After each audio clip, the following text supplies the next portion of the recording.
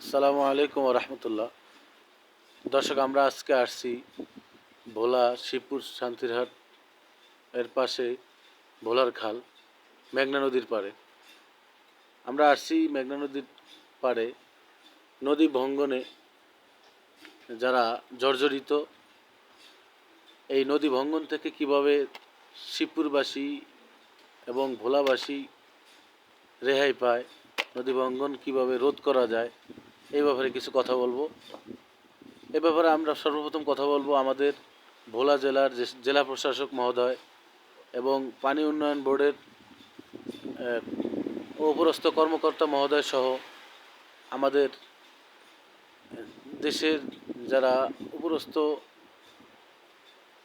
দায়িত্বশীল যারা আছেন এবং আরও আমাদের আইন শৃঙ্খলা বাহিনী সহ যারা রয়েছেন, তাদের কাছে আমাদের আবেদন থাকবে যে আজকে আমরা এখানে এসে দেখতেছি যে সাধারণ মানুষের ঘর এরকম ভেঙে পানির সাথে চলে যাচ্ছে, সাধারণ মানুষের দোকানগুলো ভেঙে পানির সাথে চলে যাচ্ছে।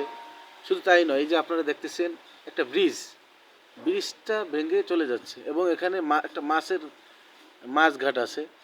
এই মাছঘাট একেবারেই নদী এখন মাছঘাটের সাথে সাথে বেশির থেকে বেশি 10 ফিট অথবা 12 ফিট এরকম, এর কম বেশি হবে আর কি। ভেরিটা একেবারেই কাছে নদীর। তো যদি এইটা ভেঙে যায়, যে জায়গাটুকু আছে এটা ভেঙে গেলেই কিন্তু ভেরি ভেঙে গেলেই কিন্তু পানি ভোলার মধ্যে পানি ঢুকে যাবে। আর ভোলাতে যখন পানি ঢুকবে, এর কারণে শুধু আমাদের শিবপুরবাসী ক্ষতিগ্রস্ত হবে তাই নয়, পুরা ভোলার যত জনসাধারণ আমরা আছি এবং উপরস্থ কর্মকর্তা সহ আমরা যারাই আছি, আমরা সকলেই ক্ষতিগ্রস্ত হব। এজন্য সরকার মহোদয় সহ আমাদের পানি উন্নয়ন বোর্ডের